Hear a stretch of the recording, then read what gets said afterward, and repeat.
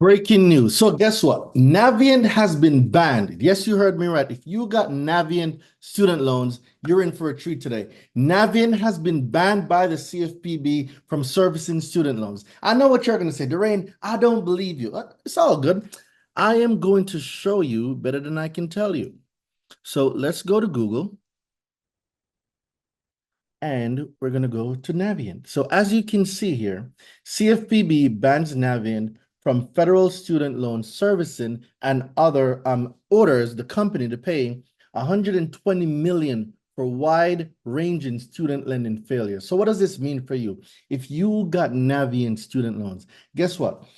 All those inaccurate information, the late payments that some of y'all might have may not have been your fault, but whether it's your fault or not, it doesn't matter because Navient cannot report student loan information. Therefore, they cannot verify any of the information with TransUnion, with Equifax, with Experian. So if you have a Navient student loan and it's been negative, now is the time to get it deleted. Like there is no better opportunity than right now to get your Navient student loans deleted completely from your consumer report. And some of you might say, Daraine, okay, this is great information, but where do I get that letter? I'm gonna show you too.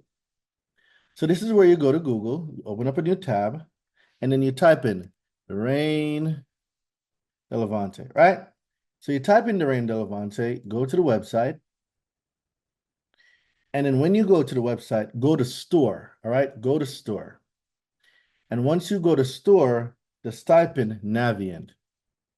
Just type in NAV, and you can see immediately as you type in Navient, the student loan letter pops up.